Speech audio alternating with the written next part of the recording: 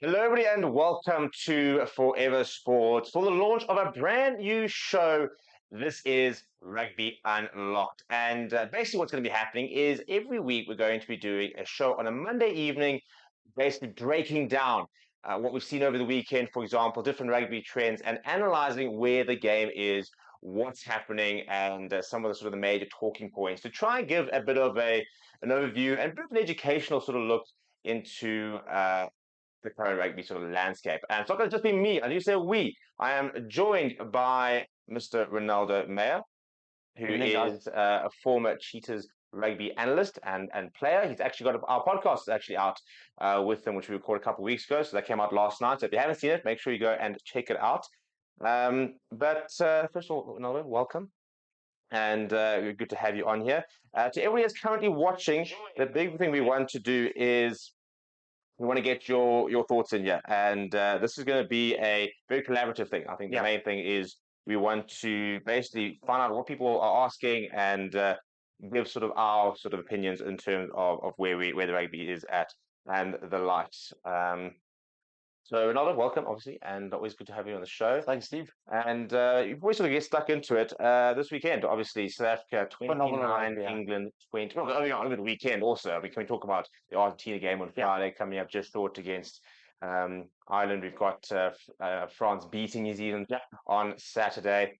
Are we talking about potentially being in one of the most competitive rugby eras ever? It's a very interesting thought. And again, welcome from my side as well. It is good to be here, Steve.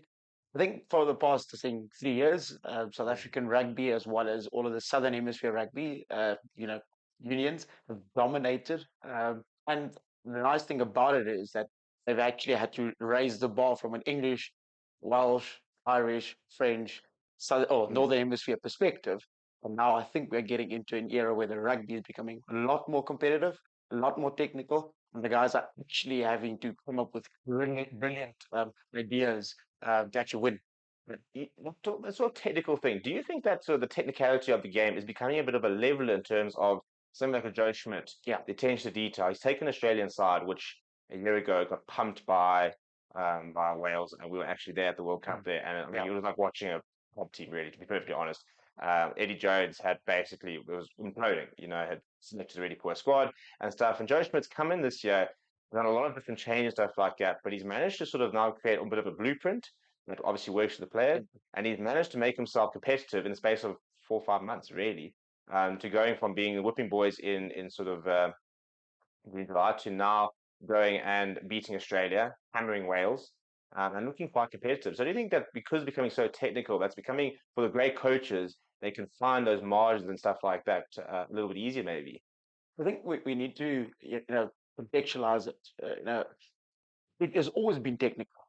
The players have always Mm, had to show the quality in terms of it. Now it's just actually the coaches being really aware of how to coach the players, how to do it consistently. mm, So you've had spikes over the years where certain countries are doing good, and you've had guys that actually stand out performances. Now it's becoming a situation where the players realize their responsibility, the managers and the guys that are in the background realize their responsibility. Now I think the coaches are blessed with players that are actually committed towards, listen, we are going to outwit this particular team. We're going to outwit that team and that team, but we're going to have different sets of game plans. I mean, I think we've used 50 players in the South mm, African, context. But imagine having to give information to 50 different players yeah. and be consistent with it. So I think over the years, the coaches have been able to put in. It's like a business, for example. If you put in structures, you put in systems, and the players and the or people that work for you buy into it, it automatically builds you better. So yes, it's always been technical, but now it's been technical from the player's perspective. They are taking ownership of the Mm. information. They are taking ownership of the decision making, and they are taking responsibility to go and execute. And that's why I think, and it may be controversial, but I think that if Eddie had the buy-in from the players, Mm. could have potentially played better. But he had a plan. There was no buy-in. They didn't believe in the technicalities that he's trying to point out to them.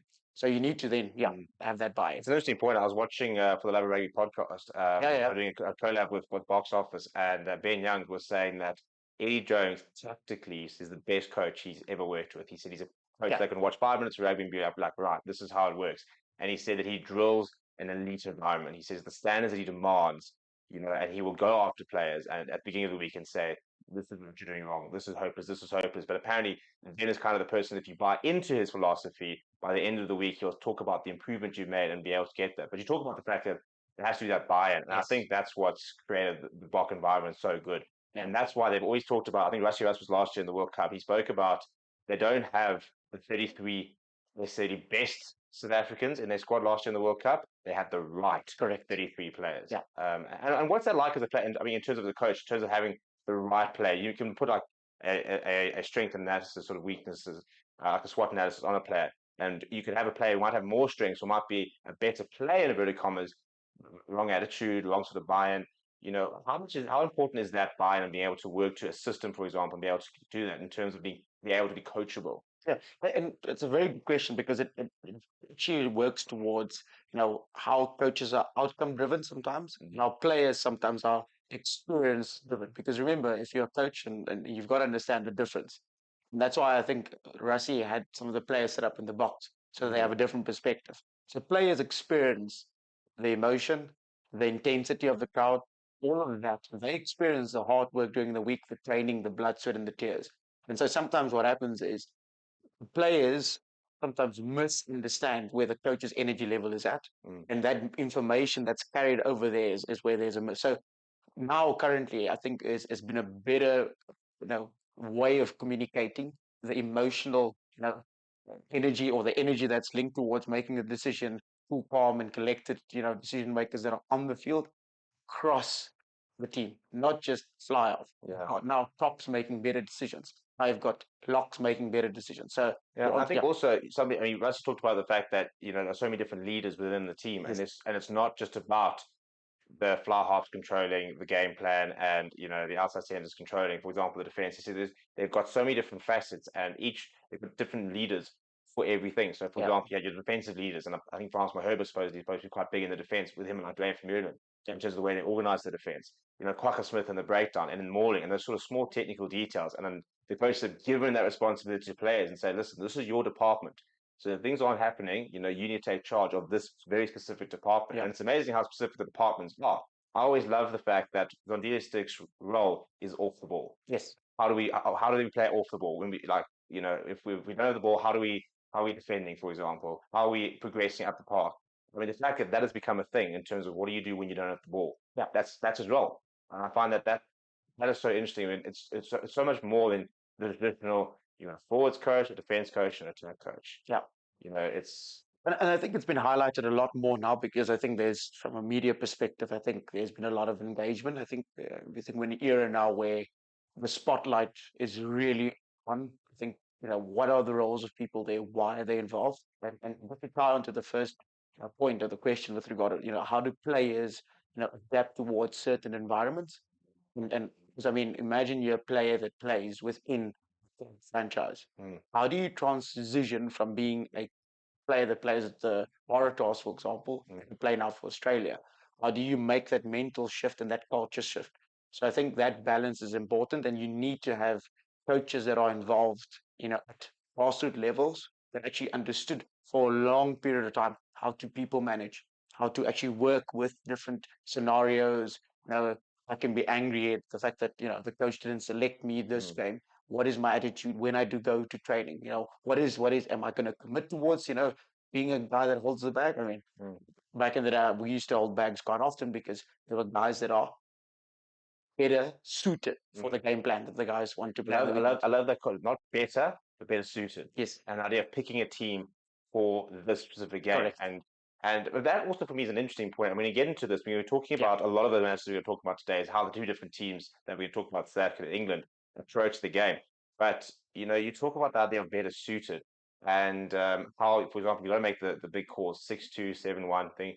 But how do coaches not get that balance right? So Steve Walter going into last week, for example, he obviously has a style of play that he wants to play. This is the England way. This is kind of what I want to do. But you've also now got the Springboks coming to play. How much do you think coaches these days, and I suppose it's different because obviously certain teams are a bit more settled. How do you find that balance between we're going to play the way we play as opposed to we're going to play the way we can beat them?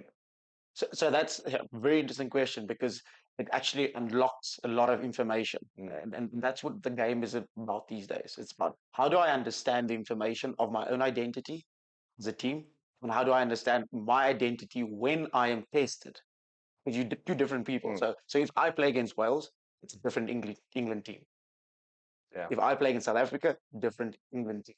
So you've got to first understand your identity when you train and how you handle that with my mates running at me. But then you have to translate that into when I'm put under pressure, what actually comes out of me. Mm. So coaches coach, that. So I think he had a tough time understanding what comes out of the English team because they've had inconsistent performances over the past couple of weeks. So for him, I think from a selection perspective, I think it was quite kind of tough. Obviously, the guys always say, "Listen, I'm confident in my team," Mm. but I think there's been, especially in locks as well as their props, I don't think that he has the confidence that those guys can last the full, 50 minutes that they're on the field. So from a defense Yeah. perspective, so yeah, So it was amazing that selection idea, the whole how you can sit there saying I want to play like this, but you have to have players to do that. correct. And at club level, you can go and say, listen, this is my blueprint. I need to go find me 240 kg locks because that's what I need right now.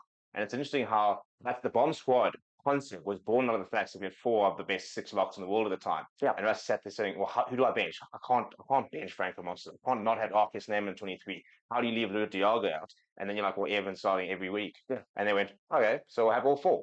Correct. But I think it's an interesting point. Borthwick doesn't have necessarily some of the tools he might need right now, especially when playing against the South African side, to be able to counteract that.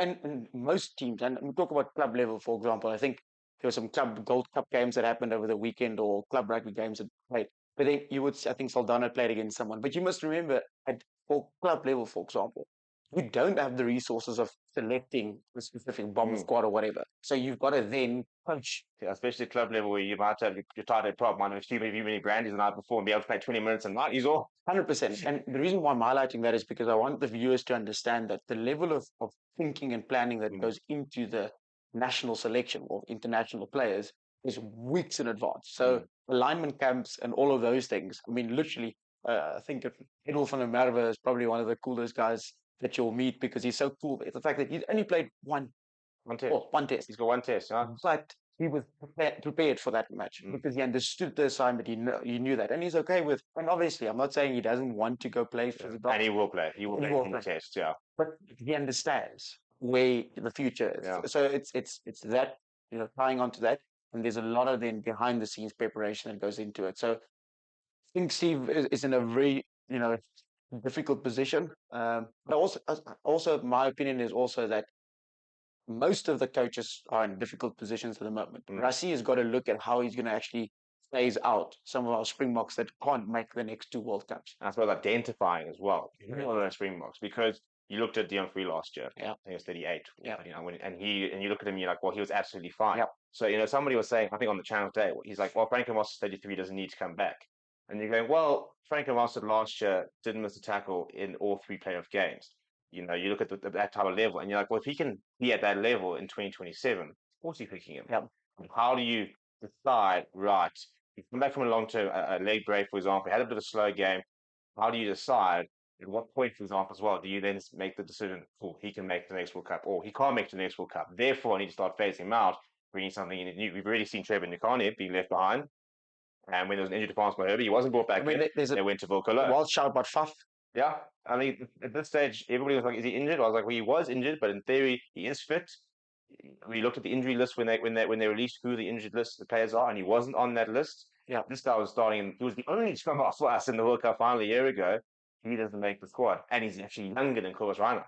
So to answer the question in terms of how the coaches make these decisions. So they build a plan. So you've got your roadmap. So we'd like to obviously go to Australia with you're playing in. You must understand, heat is going to be a very important factor in Australia. It's going to be tough conditions. I mean, when with Super Rugby and all that stuff, if you go to Australia, you've got to make sure that your tour team is properly fit, conditioned, because they need to last. Yeah, it's similar to Japan. And that's what Ed Walters had them on a down because they said, listen, you're going to lose 2-3 kgs of sweat in each game. But also, remember, if I lose body weight, that means I'm not able to take contact as much as I'm supposed to. So that means I'm more eligible to actually get a bruise that actually takes longer to heal. If I say opening game. Now, the bad knock or whatever, I'm out for 2 games. So you've got to look at how will we want to build our squad depth in terms of versatility over a World Cup, as well as making sure that our build up to it is good. So that will be a key factor. So World Cup is very important for the next, obviously, the next conversation. So they'll need to build around. Say, for example, you want to take Faf with, but you also think, does Faf have the ability to change the game as fast as immediate as a Grant, Jaden, or a Quibus, for example, Mm. and Mono van der Berg. Mono van der Berg for me is one of the players that understands how to change the game. I mean, we've seen a couple of games that he plays for the Lions, and he Yeah. comes on. And I'm making a wild shot now, but I think Sanela Nwamba has got an outside chance to actually Mm. become back into the Springboks fray as a scrum half. Yeah. So to answer your question, coaches will look at my end goal is would like to win a World Cup. Resources that I would need to win that Mm. World Cup will be to actually have the best conditioned, not maybe the heaviest, because the heavier teams will in Sure. Japan they struggle. They were heavier, not so mobile in the field. Our bomb squad worked well because we actually had two that were fit who could go on. Mm. So I think teams will probably go that route, but it's about what is the coach's end goal and how can the players align to that. And so there's a lot of work that from the conditioning that happens. So the physios are working hard to get players fit and ready. And also, I mean, the team doctors have to be spot on in Mm. terms of that. So yeah, so that's just from a planning perspective. So I think England, yeah, they've got their work cut out for them over the next couple of years. And as much as Australia has been doing good over the past couple of weekends, they still need to build their squad depth. Yeah. I think the biggest problem with Australia is that they're 2 years behind where they need to be for British and Irish Lions tour next year. Yeah. If they were where they are right now, did no British and Irish Lions tour next year, building for 2027, I think people would look at them and be like, yeah, you know what, they're actually all right because they're going to have 2 more years to be able to build this. By the time of 2027, they won't be contenders necessarily, but they can get a semi-final. And I think a semi-final would be a great success for them in No, it 2027, would to be be. honest. I think that would be a very good goal in terms of a good showing. Um, but Yeah. England, fifth consecutive loss to the Box. Yes. So we've got their number. Fifth consecutive loss this year. 100%. They've actually they beat Ireland of all people this year as well. But they lost to Australia, lost to New Zealand, and now lost to the Box and lost to New Zealand twice. So not having a very good time. The Box, on the other hand, we got 10 from 12 this year. Obviously they lost to Argentina, lost to Ireland, and I think So that loss to devastated by that loss, Argentina. Yeah, the Ireland loss. I mean, you win that game, for example, and I think you totally have saying we're untouchable. But I also like to think that Argentina loss is starting to be put into perspective because that Yes. Argentina side were 3 points away from beating Ireland on Friday and could have had their chances. Yeah. So I mean, look at the stuff against New Zealand, but that was a wild shot. yeah, It was well, we can have beaten New Zealand this year. but I mean, that Yeah. that game itself was humongous in their confidence and Mm. you know Felipe is also. I mean, I have the privilege of when he was at Leinster, when we were touring there, I had the privilege of having coaches conversations with him, and we were able to exchange ideas and still have some of contact with some of the guys there. But he's a brilliant mind in the sense that he's also similar to Rassi, where they are able to contextualize the emotion. Mm. So he's very Which good for at Argentina, we are a historically emotional side. yeah. So, but he was able to make sure that they channel their emotions in the Mm. sense that okay, let's not get ahead of ourselves in terms of having control over our set piece. That's it's an emotion. Mm. You need to make that decision, a conscious decision.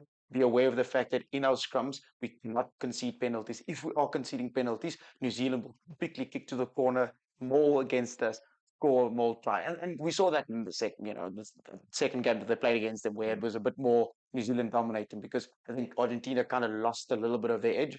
So he's very good at bringing that back, and he's going to learn because the team is still obviously Mm. new, and he'll get there. He'll get there. Right, Yeah. so So yeah, let's get into this game over here because we've got two very what an exciting game! Sorry. yeah, a great game, and I had a feeling it was going to be close. I don't think the Box were at the level that we kind of expect them to be at, but I also think that this is one of the nice things about the current Box side is that we no longer have to be our best to beat certain teams type of thing. Yep. And I think that this weekend we weren't necessarily our best, but we controlled important aspects of the game. And when it look, I think we also quite lucky that this allowed try, for example, with the neck roll. We also had this allowed try with forward pass. But I think two teams in completely different um, stages of development. Yeah. A Bok team at the top, where they're now sort of having to balance. We need to build for 2027, but we also need to start winning things now because historically we've always been really poor in between World Cups. Now, for example, this year we've gone and won the Rugby Championship, the first non-World Cup Rugby Championship we won, I think, 2011, something stupid, Yeah, I'm glad we did that because I had a lot of people, a lot of comments saying only the World Cup matters, and that frustrates you because it does matter, but I think we're a good enough side, like the New Zealand side from 2011 to 2016, 17. They were a good enough side to sit there and say, well, yes, the World Cup's the big thing, but we're going to walk the Rugby Championship. We're going to go to the autumn series these days, and we're going to win all three tests because that's who we are. We are yeah, an unbeatable side, and I think that's where the Boks trying to find that consistent sort yep, of balance between being the top side in the world and winning games as much as possible, as well as trying to blood people and stuff. So two very different teams, different stages of development. Both of it got a lot of pressure. Rassie Erasmus basically no pressure on them whatsoever, really, and they produced a really good game of rugby. Now yep, the Boks have not started well quite often this year at yep, times where we've taken a bit of time to get into it. Other times, for example, like Argentina, we start like a house on fire, going up, I think it was like 16, 17 nil up, and then we lost the game.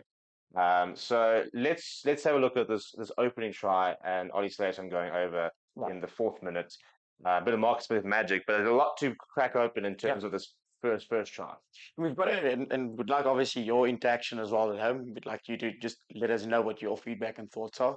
But we've got to contextualize this, Steve, where we understand that England came out like a house on fire. So their mandate from the get go was from kickoff was that we actually get South Africa tired, trying to get tempo on them and trying out with them. And South Africa typically doesn't start well because we actually know how to absorb a little bit of pressure, like commit us so we can see, where you are at, how committed are you today. So it sometimes backfires on us. But sometimes we just say, okay, cool. Let's see what you have, and then we'll hit you back. Mm.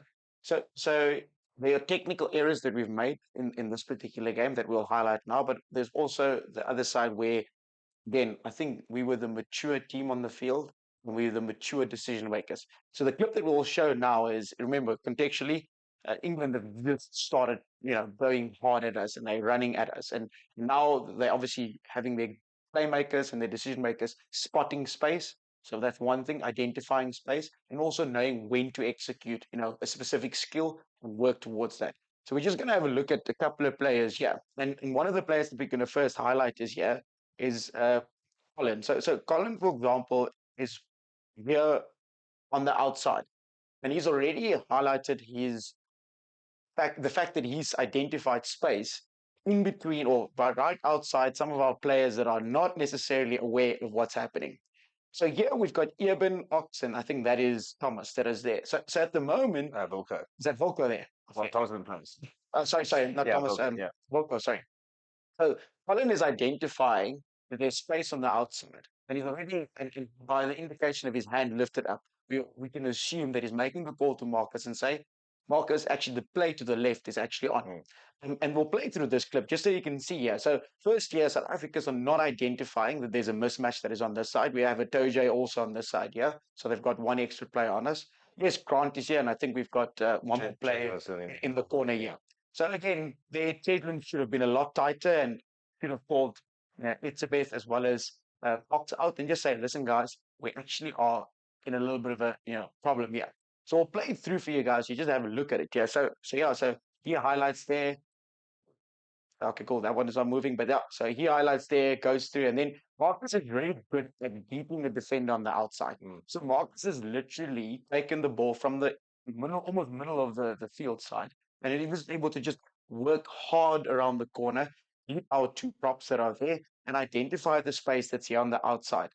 And we're just going to play this further here so that everyone can see. So now that space has been identified. Yes, Grant is trying to make up that space, but you've already beaten the defenders that you need to be beaten. So So now he's just gone past Oxen chair there. So as Grant Williams, I mean, so Volko, he's out of it. He's out of the game. Yeah. So he's not getting anywhere close to them. So now you've got a 3-on-2 situation. So Grant Williams' issue here is that he's got to decide two things. Yeah. He's got to either go across here and hope, for example, that Volko Lowe's come across, which he's not going to. Yeah.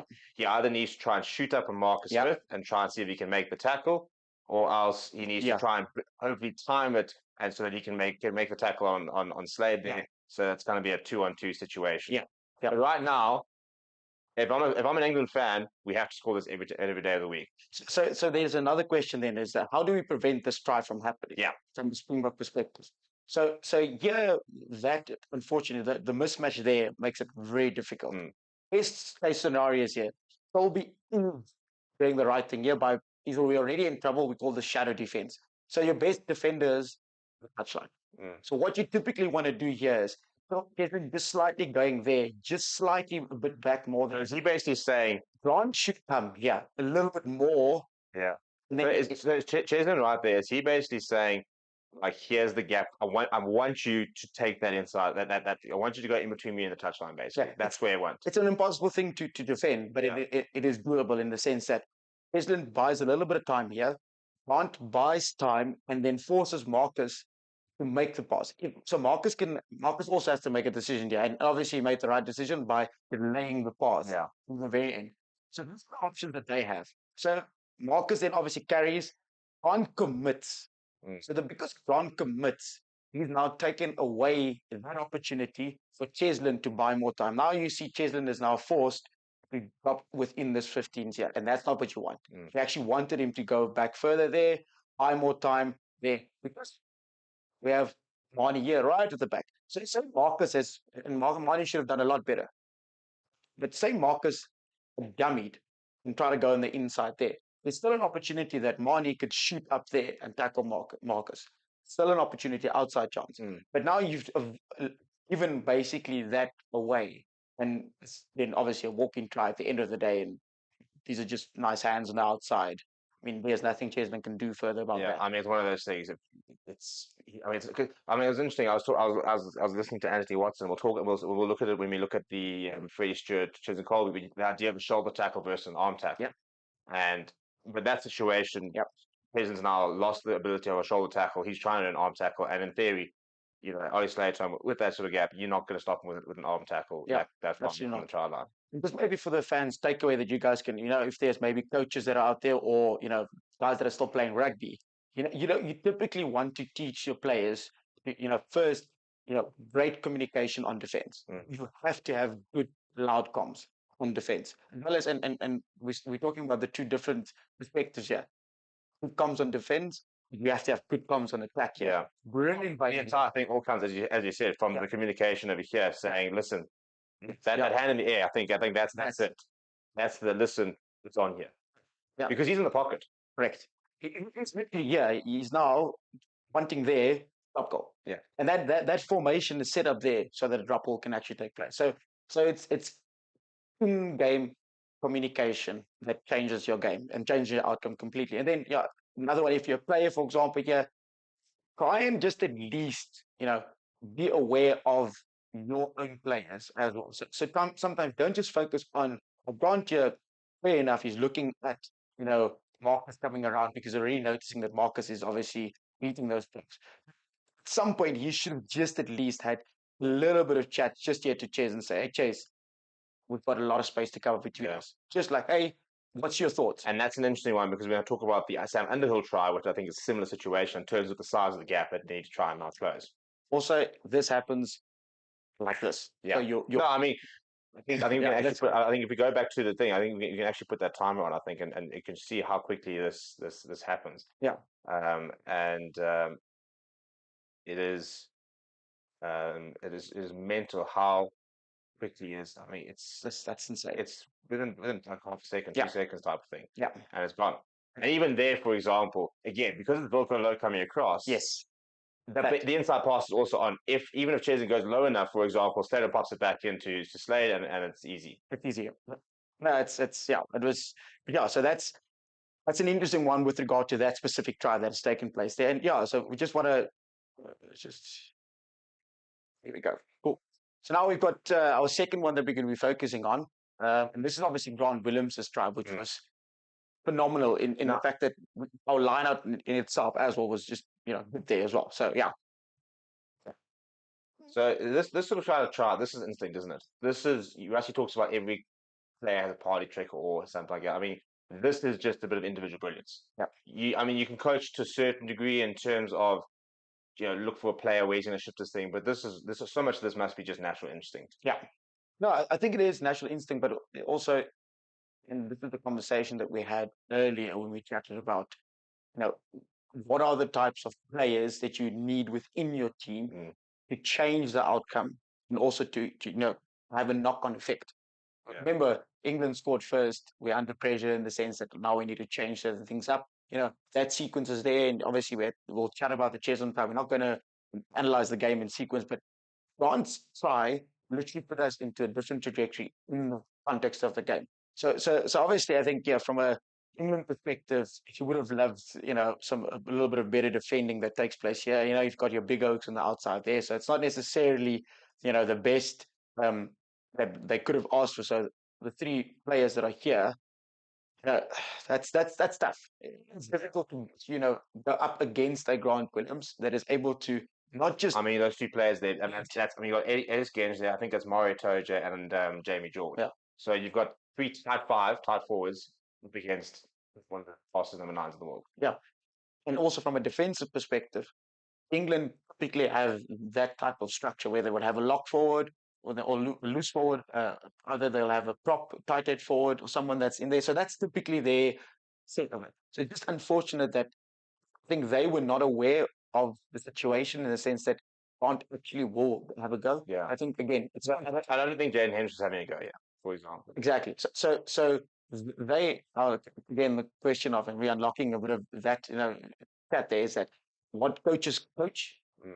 and what players in the game experience. Because sometimes what happens is players don't in the game, naturally kick into their, defensive modes and stuff. They sometimes see what's in front of them and then they react. So Grant is sometimes a player that doesn't react. He's someone that preempts certain things. Mm. So he preempted that he's able to do that. And some can argue that's him reacting to the scenario. But if he doesn't have the natural ability to make that decision and back himself, remember there was a clip where Rassi said to Mani, just have a go. And that's the same language. Mm. Have a go when the opportunity presents itself. So if you're a player, coach, or fan out there, And that will maybe also, so just in terms of not being too coached, having that license where they have it. but that is coaching. Yeah, I'm saying, the game plan's not is not rigid enough, which is said you can't, have you take it on, type of thing. Not so much in this situation. You will always pass with the right or whatever. You will always go and give it to, Yeah. So I mean, England had assumed that he's going to go to PSF. Yeah. That's the read that they've made. Yeah. And because that's the picture that we've painted to them in different games. So you've got to remember when you're analyzing scenarios. Remember, teams have their own analysts that look at different patterns that teams have played in the past. So typically speaking, here, what we normally do is we'll have, and you will see their Manis at the back there, Ock will be there, and then we've got Volker there on the outside. Typically speaking, Peter Steph will either have a go run straight at the guys, or you'll just pass it out the back to Ox, and then they're the secondary ruck that we take, or second ruck we put up there, then we just the same side again. But now, Panthers made the read that they actually have a sniper that went up. So their sniper went too early because look at how far, look at the distance between, if you're like coaches or players, look at the distance between your sniper and your next line of defense. It's very good sniping, but if it's inaccurate, you guys need to be aware. Because also, in theory, if an Oxford chair was over here, there is a pass there as well, and now there's a big gap that's been created there as well. So in theory, so that is not early. If there was another player there, then Grant would have the option of sniping or that flat pass, and that was something like an Alton Yankees or Miney, but really loved when they got to the quickly that delay of pass and then playing behind that rush defender. Something that Jonathan Sexton was able to do profoundly well with Ireland. And again, we're talking about two different sides. And England beat Ireland. And what had typically happened, and I don't have that video footage, but typically speaking, they don't have a Grant Williams. Yeah. Ireland don't have a Grant Williams. It's able to identify that we can't play that pattern at the moment. So they're still struggling to find that Conor Murray, where back in the day he was able to have a go and actually make a nice run. Yeah, I think Gibson Park, different type of player, and Ireland's system, Gibson Park's probably putting a player through here. Correct. Different type of player. Correct. Not saying that he doesn't have a go. Yeah. Not saying that he doesn't have the ability. It's just that England were able to outwit them because they were able to kill off their options. South Africa obviously has got a Grant Williams in the pocket. So yeah, that again, Grant's physical ability also is good. Sometimes people talk about small players. I was one of them, and sometimes the players now are strong in terms of their leg work, their core as well. So great work by Grant Williams there. And Now, as an England fan, you must be looking at this going, because I was commentating and I was like, oh, where's the support? My immediate reaction is, where's the support? He's made the break now, but 1, 2, 3, 4, 5, 6, 7, maybe even quarter. There's just England players here. The closest player over there, I think this might be Marnie. Who's jumped over there. So there's Marnie. Marnie's the closest player. And right now, he's not even he's not in the picture. No. So Marcus obviously is the closest defender to Grant at the moment, and then Freddie is obviously here. So typically speaking, in this defensive player, similar comments should be made. So Marcus need to chat specifically to Freddie and say, "Hi Freddie, I'm going for the player. You are basically my backup." Because who's the closest player from a defensive perspective at the moment? Yeah, it's Marcus. Marcus Smith. So he's literally the guy that's able to just take on, not backtrack. He's close to Grant, directly cut off Grant's running line. Yeah. Because what happens? There's a guy there as well that can back up there. If Grant steps that way, Freddie can make it. I suppose if he steps inside, then Freddie Stewart he's got the time to get across there. If he does just further away from Marcus Smith, then you've got an Oilers coming across here. So if that scenario that's there. But now we're not taking away from Grant's brilliance. No. But this is just not correct. Even there, you're sitting there thinking, so now is this England converging on the one Grant Williams, which is what makes it so impressive. Yeah. And again, historic experiences make you make weird decisions. They've seen videos of this guy doing it against other players. So immediately, the point we're trying to make is when coaches coach players, when players take in information, it has to be at a level where they can actually process it in real time. So here, for example, Freddie wasn't able to process the scenario of what Grant is able to do here on Marcus Smith. So Grant was able to, and there's actually, I think there might be a reverse angle where you can actually see Grant looking that way. And always back in the day said that if a guy looks that way, you know he's going to step up. Or you'll go for the goosey and whatever. Things have changed. But Grant literally looked that way and pulled Freddie that side and just stepped on the other side. Yeah, we were looking earlier and we were saying, Freddie has closed himself off here. His shoulders pointing towards Marcus Smith, and he's given him that outside space. That's and that is problematic for England, unfortunately. Not when you got somebody of his. See, for me, that was the big thing is over there is the fact that now he's side on. There's zero chance if Grant goes outside on that. So he's basically he's reckoning that Grant's going inside. So is that a decision he's made? He said, I think he's going to come inside. So again, like I said, it's twofold. One is he was not able to communicate in time. So him and Marcus don't have an understanding as to what is their plan with this particular, the threat.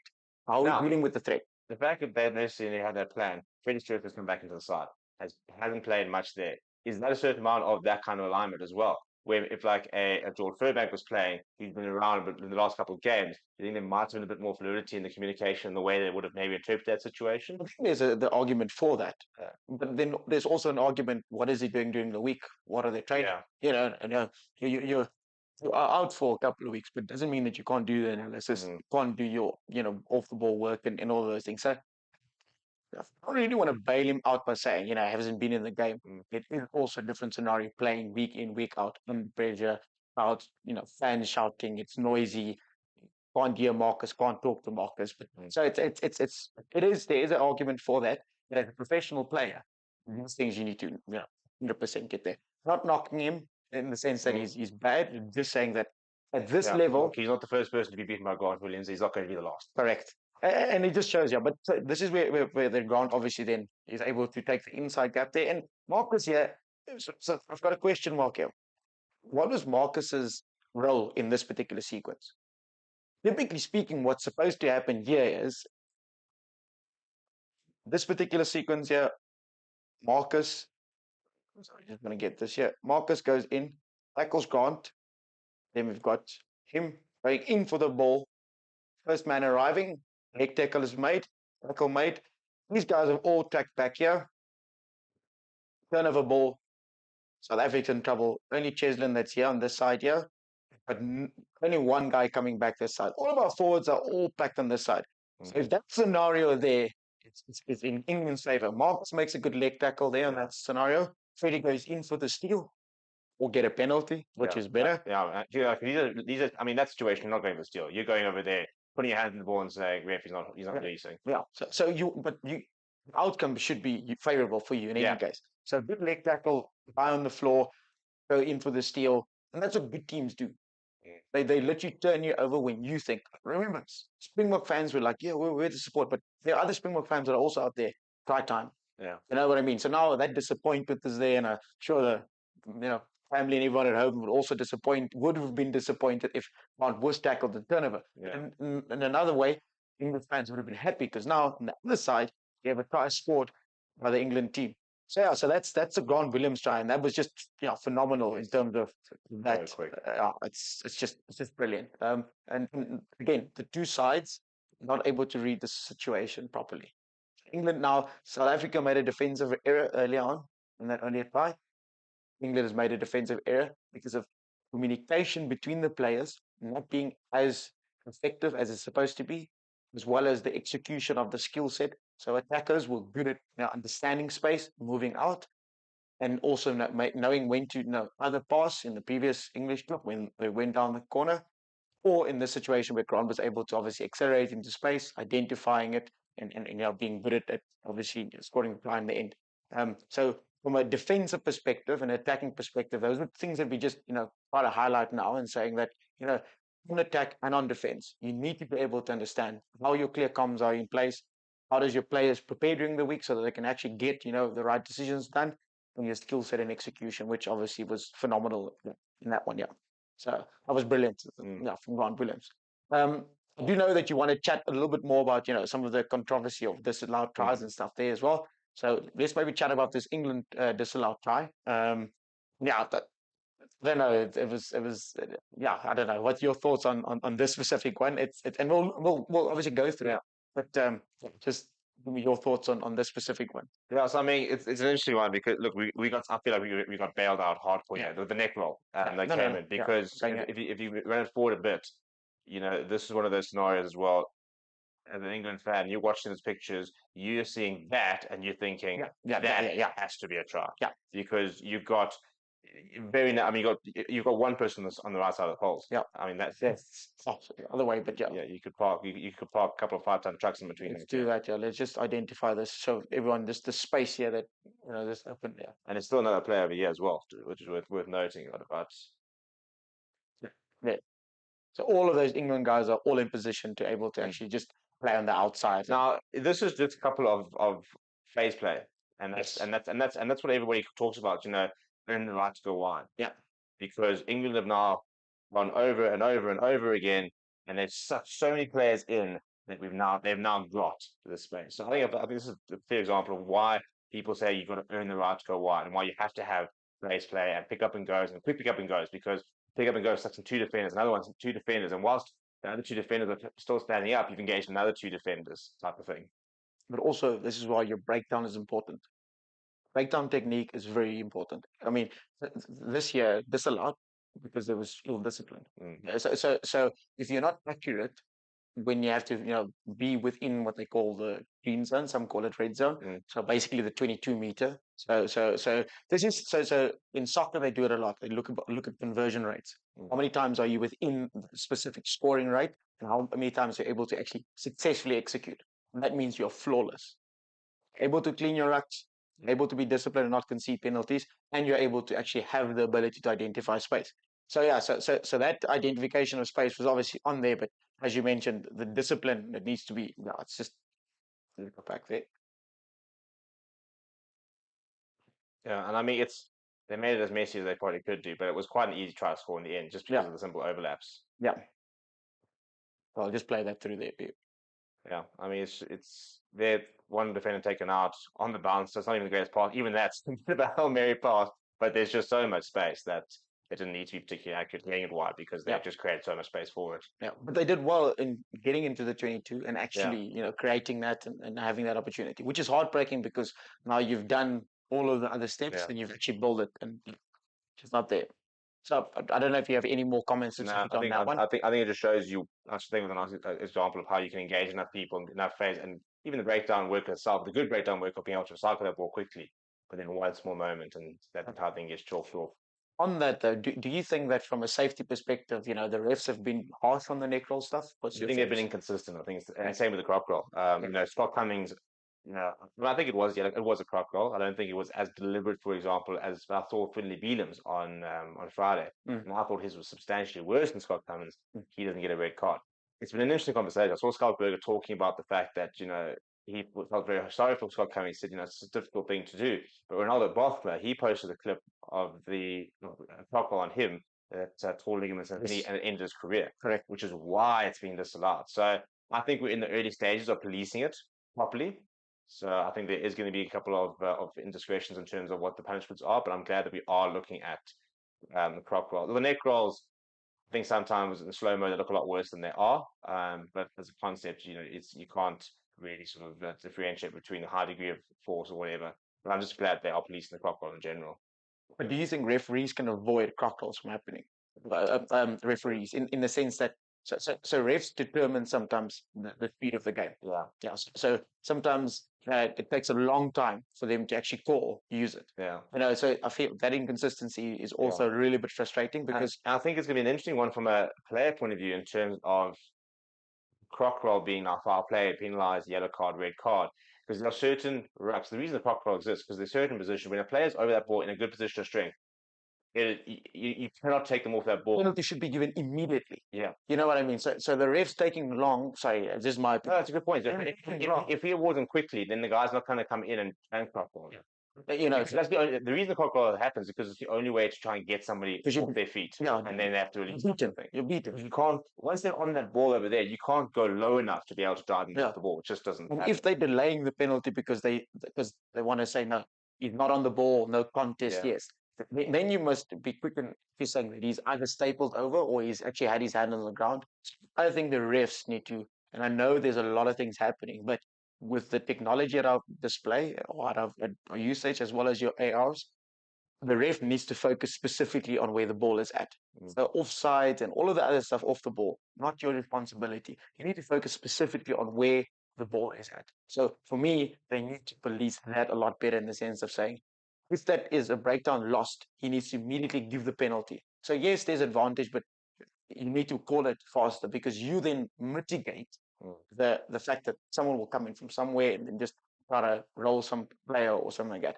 Just something that can potentially, help with that process.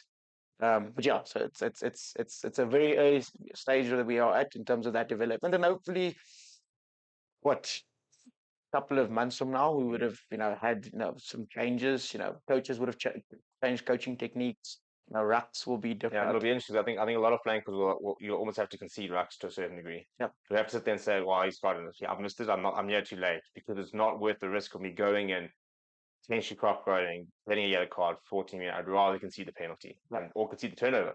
Right. I'll be interested to see if people then say, "Well, have the turnover." If the ref then says, "No, well, you've got it." So, for example, if a player's released the ball and said, "Well, have the ball," that they actually do turn over the ball as opposed to just ask for the penalty. Yeah. No, yeah, that's it's because what the refs currently do is they give the player an opportunity to steal the ball. Yeah. Only if they've stolen the ball, then that means it's a legal turnover. Yeah. So it's a fine balance between how long before the turnover occurs. Yeah. Is it hands on the ball, or is it when you actually have the ball close to your position? So they just need to sort that out. I think we also did a ref analysis, and part of the job was to look at what is this guy's penalty count for the attacking team. So say if you're an attacking ruck, does this guy favor the attacking team? Does he favor the defending team? What is his policy? Because refs have got different identities. They've got different cues they look for. I mean, a specific ref will only blow certain things in a different direction. So that's why ref selection and also ref, we're talking about World Cup now. Refs going to the World Cup is going to be interesting because we're going to see who's going to actually be the guys that will, implement all of the rules. Yeah, but Steve, let's move maybe on to a next element of the game. Yeah, so we've got a couple of things I think we can go through quite quickly and stuff like that. But one thing that I thought stuck out for me was the Boks varied their kickoffs quite a lot and made it very competitive. And I think England only had, I think it was 67 or 75% restart success, which is quite low. I Yeah. mean, back in the day, if you're kicking deep, for example, into the 22 to the eighth man, which people do, and the reason people sit there saying, why don't they kick off contestables? Because the idea is you kick deep to the eighth man, you bash it up, and the fly half was thumb off, kick for touch, and you end up with a line out 10 meters on the 22, and you're on the front foot. We didn't do that this weekend.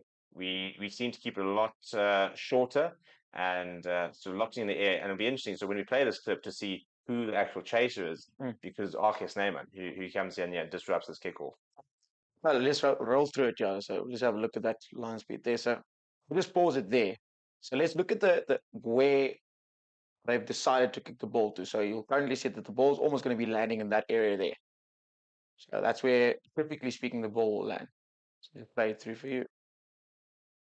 There. So now Arkes has gone up. Brilliant decision to have Arkes to go up for the ball because obviously he's taller, but obviously Freddie is also pretty good in there. So I think the Boks tried something new this weekend. I think they were trying to put England a little bit under pressure at the kickoffs. And I think they were trying to just absorb some of the, like I said earlier, like absorb some of the opportunities that England would create. So give them kicking opportunity. So yeah, it's typically middle. You have the opportunity to either get the ball back, England might knock it on, or if there's a ruck set up there, England have got, they can kick now. So they're typically speaking, you want them to kick the ball, long, because this is not gone into the 22. Yeah. So you want them to kick the ball long, then you've got two wingers are back, typically speaking, yeah. So we don't have our wingers chasing up. Yeah. So you must understand the kick in the middle means we're putting pressure in the middle, we're putting pressure on the other side. Your wingers or your fullback is typically, so we do something called wings on strings. So if it is slightly to the left hand side, your left winger will slightly push up, but then your right winger is completely back almost towards the middle. And we don't have a back angle now, but I would have shown that. So then you have your right winger slightly back and your fullback right here. So now if they kick the ball back to you, now you've got all three of them. Well, and I suppose also the fly half will also come into it. It's like Meyer, for example, he's taking the kickoff. He'd probably be slotting, sitting. So he drops, right. he typically drops back into that deep position there. But typically speaking, then passing the ball back to Marcus, then making it as a longer kick and then kicking a box kick. And we'll talk about the box kick as well just now. So it's interesting, it's nice variation from Africa. I think England handled it well in one or two scenarios. But in this occasion, obviously, we were able to, get the ball back and then had an attacking opportunity again. So that was good. Maybe then moving on to the box kick scenario. So this is Steve the Toys tries, and I think it was just brilliant pressure from them. And again, it's the right players, the right positions. Yeah. Makes sense. So your best players in the best, Yeah. And even if I mean, I always find it interesting. I mean, even it's we all know he'll run over a player, he can tackle like a demon, but this is something he's particularly good at, reading when a ball is out. And he often comes through, for example, and he'll turn over a ball and he'll run through and play and say, ref, it's our type of thing. His timing over here is immaculate. Because over there, you can see he's well onside. Well onside. Yeah, 100%. He's well onside. And also, look at his line of sight. Yeah. He's literally not looking at anyone other than that guy. So he's not focused there. Yeah. It's irrelevant because, typically speaking, that is his only target. So that's where he wants to go towards. So he doesn't even if he does go for the pass, his aim is I'm going to flatten him. Correct. That's his role. Yeah. I'm going to flatten him. Even if he passes there, he's murdering him. Basically. Correct. Yeah. And that's good. And the nice thing about it is RG obviously was in the ruck. But just look at RG and then the reaction time of Steph Toy after the ball crossed down. I think first and foremost, and I don't know necessarily, and we'll have to just have a chat on another show when we speak about it. We'll do a bit of research about the lawmaking and what the new laws will be. Typically speaking, you would have had an England player on either side of the ruck, doing the blockers, and they would typically stand and they would have their hands either in front or their hands behind the back. But I think there's been changes that has now occurred with regard to the position of those players. So, typically speaking, scrum-halves used to have protection. So you would not have Eben go around that player. So that means you've got time, and that's why the step back here. And that half second's everything, isn't it? That half second there, and that step back there is something the scrum-halves have been training for a while now, and it just gives them an extra meter to actually get more distance because you want to avoid that. Yeah, like you said, they've been phenomenal in his ability to just chase through and be very good. So that is brilliant. Puts pressure on whoever gets the ball. Mm. So that is good. And then obviously, I mean, shame, feel for Marcus here in this scenario here, under pressure, and then you've got Peter Steptoe running at you. You really in his mind. He's just managed to run and get away from you. You turn around the corner and you've got Peter Seth toiling playing you. By the way, 2 World Player of the Year nominees, as we've just now learned that he has to try and deal with. Correct. So I think it's good pressure play by South Africa, understanding which players they need to put under pressure from an English perspective, and great follow up there. And then Peter Steph, bounce the rugby ball here. Yeah. How that stayed in. How he was able to dive and not put sometimes when you're diving there, you have a some of you went Makazola's try, he loves it, yeah. So that's just phenomenal work there. So I think it was, from those two kicking perspectives that we looked at, the kickoffs as well as box kicks. It was an interesting kicking game, and also the different ways in which they approached it. I think we kicked a lot less than what we typically would kick. So we used different. We kicked less than they did actually. So we had characteristics we don't usually do. And we have different kickers that actually kick the balls. Marnie kicked a little bit more than what our scrum halves did. So that was just shows you again the nuances that are there in terms of their approaches. England kicked more because they thought they're going to put our wingers and our guys under pressure. Freddie's obviously fantastic in the air, which is right there. Yeah, moving along. Curtis try. It's heartbreaking. I don't know if you want to chat through that one quickly. Yeah, I think that's just. I just love a first phase try type of thing. It's just the speed of play here is. You talk about the Tony Brown ball. I'm not saying that we couldn't do this a year ago, but it's just everyone just seems to know exactly what to do in these kind of scenarios now, and it's so good to see because this is a try that New Zealand teams often score and stuff. Being able to score that first phase tries is so I think so exciting from a South African perspective. Because how nice is this combinations there? You've got RG, Peter Steph, Eben is lined up opposite. Just interesting fact. Brilliant win there from us.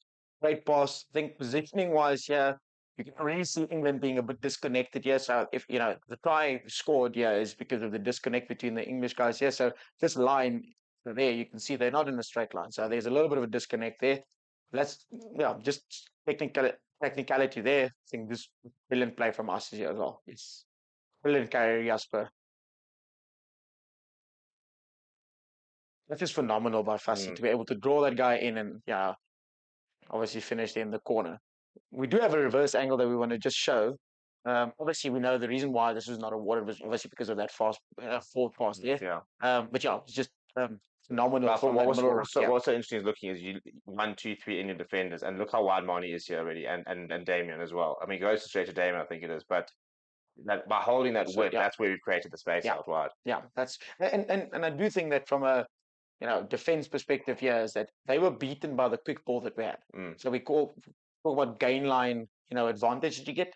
So Jasper is brilliant in getting gain line advantage. So he runs hard. He's able to go past those first couple of defenders there. And the nice thing about it as well is that the ruck speed that was there was phenomenal. So that was brilliant, that stuff that actually happened then. So I think playing it through there is just brilliant pass out the back. And I mean, also, what I love there is the options. You've got Jesse Creel coming down. And to be honest, even if he had played Creel, he would have gone straight through. He also could have popped to Marnie with Creel coming through here and creating a 2-on-1 with Marnie. And so I think I love, that's what I think. It's like when you watch Ireland, especially when Sexton's playing, and they had almost three options at all times. So Damien's got an option there. You can go short to Jesse. He's gone to play, but you could also just pop it up to Marnie, who's going on an angle as well. So I love the fact there's always options at the moment. From an English defense perspective there, I think they rushed a bit too much there. So again, I'm not exactly sure who is the player that's here, but you can clearly see there, because of the angle that South Africa has chosen to play there, overcommitting, making the wrong read, and then not being able to adjust in time. So it's disappointing that try was obviously not able to be allowed there. And I think it's just interesting. And talking about tries not happening, sometimes things happen within the game, like turnovers and like change of possession that actually change the game. And I want to let's just check about Ben Earl's turnover. It's something that actually was influential within the context of the game. So obviously, attacking up here, I'm carrying there for us. And you just talk about the margins of how we were late in inverted commas to the breakdown by fractions of a second. Correct. So Kwagga here is slightly wide, but just have a look at there. So there, Yeah, so he's got no chance now because he's past it. There we yeah, go. So now Malcolm's arriving, and there's 2-3 meters he has to cover, and Bernal's already on this. yeah. So there is an argument that Ben didn't release early enough, and he Yeah, went. that was an interesting one because I think there were two turnovers in quick successions where I was asking. I said I didn't think there was a lot of Yeah, turnover. There was a lot of separate or release. yeah. So there is an argument that his body position there. There's no way that he's on his feet. Yeah. Well, obviously, we don't have all the camera angles, but there is an argument for that, which is obviously fair. But then, obviously, him arriving there. Question here is: does Reinach commit to the breakdown? Or does he actually wait for the ball? But, yeah. And and that's Mm. decisions that you need to have. And Reinach is supposed to actually be on the field to make that read early enough. You see that Kwagga missed it, and that actually need to go there earlier. Yeah, I think it's a brilliant turnover opportunity for England to go down the corner and yeah, score that again. So game changing moments. Um, we had tries disallowed. We had some of those things happening there. But turnovers, critical moments of the game, is team's momentum. So you've got to be accurate with regard to that. Moments of the games that also we're seeing here is I think also just going back to that in terms of the situation, because if, for example, he gets it wrong, we are middle of the park, 10-meter line. He gets that wrong. Andre saying thanks, Chief. That's 3 points. correct. So the margins are so error. I mean, and that's why I always think your Quacker Smiths, your Malcolm Marks, your breakdown specialist. It's not even just the breakdown ability, the jacking ability, which is so impressive. It's the ability to read the situation, understand when to go for the turnover, when not to go for the turnover, which is why I think those two Vincent Koch ones were so good. Because again, momentum, I mean, he bailed us up twice. Yeah, no, you're 100% spot on. And he gets it slightly wrong, and he concedes 6 points. And they Correct. win, and within the situation where they're in, they could go on to win the game from that kind of Yeah, position. 100%. Yeah, just another thing in terms of just how good of that is, because if he gets that slightly wrong, concedes the penalty, the box there, thanks, 2 points. Yes, 3 points. And the nice thing about this thing for England was it actually gave them a little bit of hope again. Yeah. It actually brought them back in the game. And yeah, so just go on to the thing about players. Sometimes players make good decisions, and I think the sequence after this they actually messed up the line out. Yeah. But you need to take and capitalize on your specific opportunities presented, and you've got to take it. And one that has been taking opportunities for the past couple of weeks, well, actually years, is Jason Colby. I think the players around him is just phenomenal at understanding that they need to give him the opportunity to show how good he is. And obviously, I mean, uh, this try would not have been made again. Good faith play, clarity in terms of our ruck speed, our roles, and then Damien's work.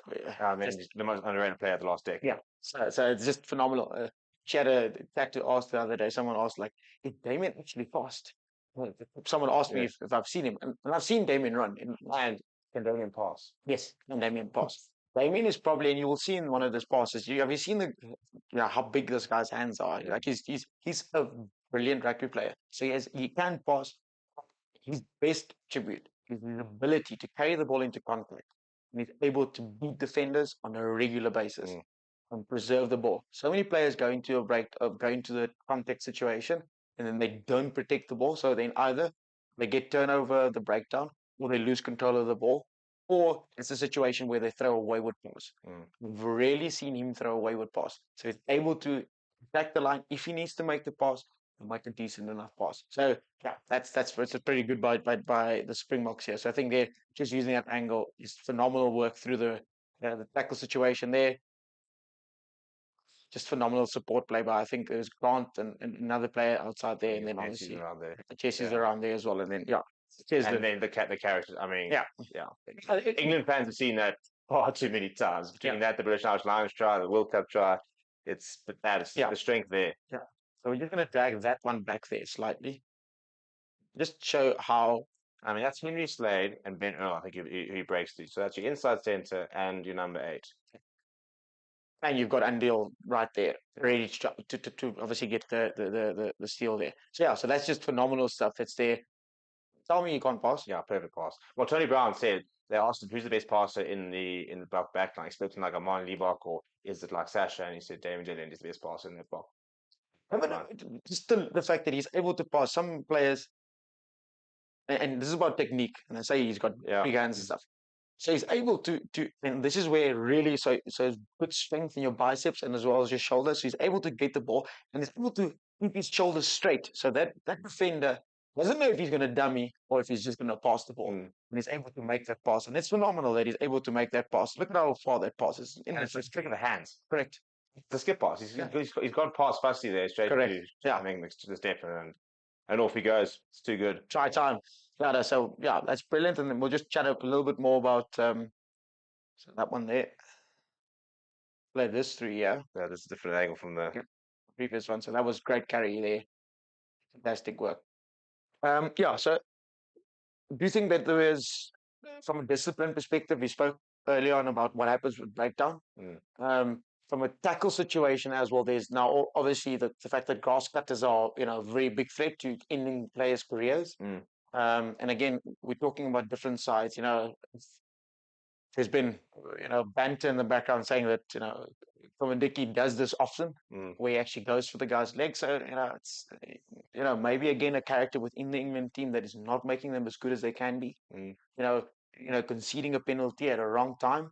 Not giving his team an upper hand by making a strong leg tackle, getting the guy to the ground, giving you guys an opportunity to, put the ball and head out. So it's interesting game changing moments. And yeah, we're just chatting a little bit more about that. So yeah, so there, great work by getting there.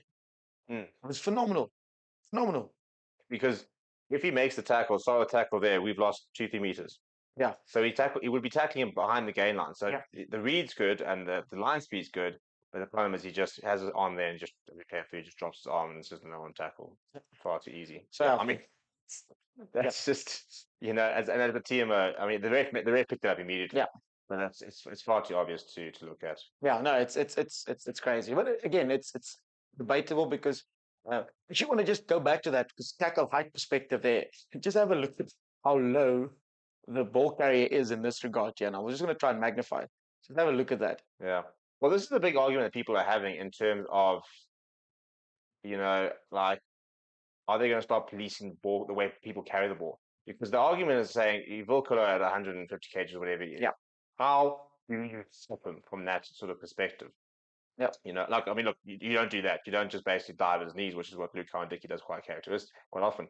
But it's becoming so difficult for somebody of that size at that angle to actually be able to tackle him. And that's why the Rugby Championship, he probably would be just about all right. But especially those ones where you run straight on and you basically just as soon as your shoulders are below your hips as a ball carrier, they actually penalize you. So maybe a question we need to ask, the fans is, what should have actually been the call here? Yeah. Should there be a situation where we, promote this idea that the ball carrier is too low? She compromises his own position, so it's his responsibility. I don't know. Maybe that would be a nice thing that we can get into action for, and then we'll maybe go do a bit of reading about, what that is about, and with that, I thought that was quite an important thing to highlight, because it could have been different ways. Players could have said, penalty against you, low body position, changing yourself. Yeah, well, I think that's what they tried. They tried the Rugby Championship was if your shoulders were below things, then you got penalised. Yeah.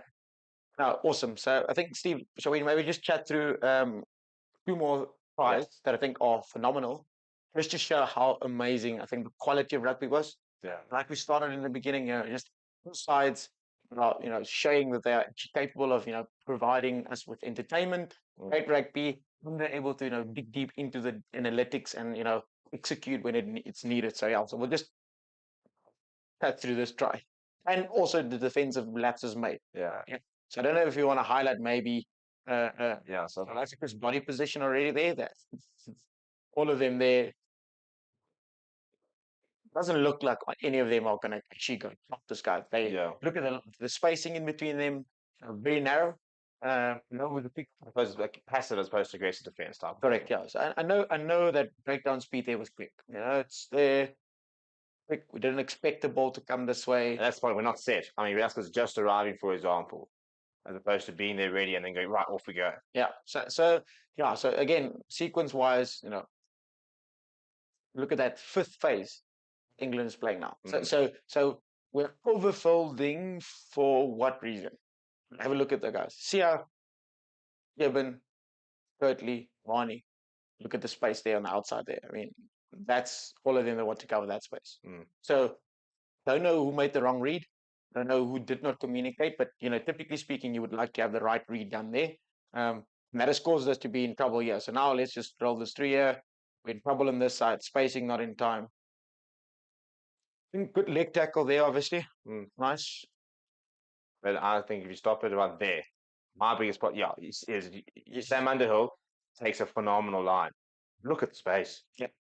We've overfilled it, and now we've overcompromised ourselves. Yeah. So there's no way that we can have. Because if you have Damien, or so you have Damien where Evan is, for example, Evan suddenly sort of, even if he's like where Sia is trying to get a line, Sia is now then in this gap that Sam Underhill's not going to take. Yeah. So it's insane to think. Also, it's 25 minutes into the game, eh? Yeah. So this is brilliant from them, and I think that there. Let's go slightly back there. There we go. So what we just for everyone at home, what we're looking at is the fact that that space there, we've got 1, 2, 3, 4, 5, 6, 7, 8, 9, 10, 11 Springboks. Yeah. In a what's this? 15 meter. Yeah. So obviously, there was a little bit of an issue in terms of the system. So, and I think obviously it's something that, the coach will fix this week and stuff. But this is very fixable. Yeah, 100%. This is just very simple. Listen, guys, next time. But it's phenomenal that, there's a crazy shot. The fact that he could score a try against 11 Springboks. Yeah. Sorry, that's just, for the fans, it's crazy to think that even in that situation, he was able to do it. So it was a phenomenal try. So the quality of understanding space and his movement as well. He started a bit wider. He comes back. He comes inside. And he runs onto the ball. I think that's a very important thing. He doesn't wait for the ball. He's running onto the ball into that space. Onto the ball, into that space. That's so good. It's so good. And again, a mismatch because he's in between Oxenchair and Will Cologne. Yeah. So he's in between two props. Two props. Yeah. Yeah, Steve. I think we've covered a lot today, and hopefully we've been able to give the fans and people watching an opportunity to just understand how to unlock some of the concepts within the game, some of the experiences that players have when they see situations. It's an experience to be there with the ball in your hand and then having to make a decision. Now there's 70,000 voices shouting, and you've got to listen to your players, coaches, but someone that is just over the years, again, like I said, she's been able to prove how good he's able to just look at a scenario, make the right decision. This is Cheslin Colby, and well, I think we'll just maybe aim from a club perspective with this trial. Well, he's nominated for World Player of the Year. So, we spoke about how good Evan was in this game in certain parts, how good BITDEFENDER was. He's already scored one. And then this over here is the calmness, the presence of mind he has in this trial. I think was what is so good for me. Have you seen the meme of the Springbok in the desert? Yeah, there's water in the background. And he takes a step out as the line comes across, and it's phenomenal. Yeah. So just I think for the love of it, let's just let you guys see this again. That's just amazing. Yeah, and I mean, a pinpoint cross kick to the just and patience as well, because you're sitting there as Cheslin Colby watching, 6 foot Freddie Stewart, who because the cross kick was so good, has got no chance of getting on top of it. So over here, traditionally, if there was a higher, for example, cross kick or something slightly or slightly further infield, Freddie Stewart can then make the decision: do I want to go for Colby to stop him, or do I want to try and go for the interception? Do I want to try and get across and make that tackle? But the cross kick is so good that his only option is to go and try and chase him. And again, people need to appreciate the element of Marley's skill. There's not a lot of players that can, in that pressure situation, be able to kick that kick so low that it actually lands in time. So it's phenomenal skill work there. And like you rightly mentioned, I think Freddie could have done a little bit better. I think he rushed himself a little bit too much with the trajectory of the kick, so it was a bit low. But yeah, that's just phenomenal. It's ridiculous, to be honest.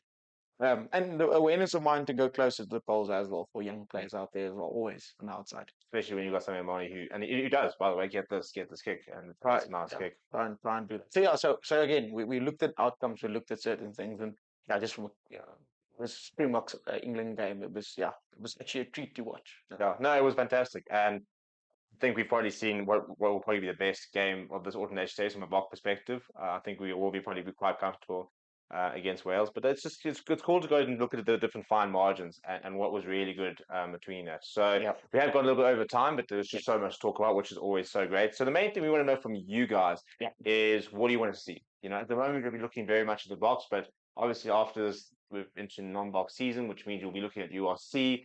And we'll also be looking at different things. I think one thing I want to look at in this particular episode is why the box kick and the box kick itself, in terms of kicking to retain possession, kicking to try and sort of create that space. We'll be looking at things like comparing the different flower halves.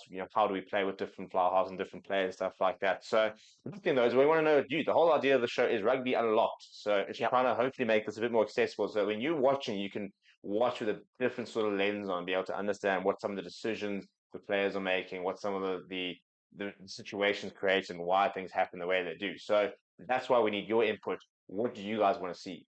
And we're not saying we've got the answers. None of what we say today is the definitive right answer. It's our interpretation of what we're seeing in front of us, what we think could be going through some of the players' minds, and what we think is so good. So let us know any of the things that you want us to try and sort of unlock and look at. But Ronaldo, what a game! What a weekend of rugby! We didn't even look at France and New Zealand and Ireland and Argentina. So I think rugby's in a very interesting space at the moment, especially with a lot of law changes all the time. Teams are consistently evolving, and and just thoughts. Last thing over here. Thoughts on this weekend in terms of the box. Do you see rotation, and do you think this is an opportunity for us to fine tune what we've been building on the entire year, or do you use the opportunity to rotate and just give everybody else a chance? No, you probably see Edward van der Merwe play again this weekend. Oh, he's over Um, there for some reason. no, 100%. You see in the stands, they're just telling Rusty, listen. If there's an injury, I'm here. Hey, I need the bag. I'm here. I've got the boots. no, so I think want to wrap up the tour. I think with the high in the sense of actually going hard at Wales. So I think we're going to actually just finish the year strong. So I don't necessarily think we'll have that much of rotation in key positions. I think you'll probably see Marnie playing fly again. I think you'll probably see the same combinations in terms of the flyer fullback wings. It might give Marcazola a shout because he's good against Wales like he is against Scotland. Mm, So I think there'll be some consistency within the pack because I don't think Rassie underestimates Wales in terms of their pack. mm, They've got a younger team, so I think might be a consistency there. I think we want to finish strong because we actually want to give the guys a good opportunity to just rest and break. And yeah, you can rotate, but again, you now look at the squad that we've taken over, so mm. you'll probably you have one or two guys that have not played in previous days and might play. I think Cameron Hanekom, I think, will have a potential debut. Yeah. So My prediction team is I would like to keep the same pack, um, depending on Oxenchair's injury. Maybe start Malcolm Marks. You want to give Jan Koblar a go. yeah, But I want to see Sia Khaleesi, PSJ Patoy, and then Cameron Hanekom at 8. Because I yeah. want to see him debut with those two around. Yeah, 100%. Those And, kind and of I think that's combinations. typically speaking something they're looking at. So no, I think this weekend was probably one of the most exciting rugby, weekends we've had in a while. I think what a show put on by, France. And yeah, I think it was just phenomenal. To be able to be as a fan, just able to watch it. Yeah, Yeah. so quite exciting times ahead for rugby. Cool. Well, that wraps up the first episode of Rugby Unlocked every Monday on Forever Sports, 7 o'clock, with myself and Renaldo. Renaldo, thank you very much for joining us. Again, please get your comments into the chat. And we will have the Rusty Rasmus team announcement tomorrow. It'll be announced at around 1 o'clock ish. So make sure you keep an eye on that as we build into our last Springbok week of the year. Please subscribe to the channel if you are new. Smash the like on the video, and we'll see you guys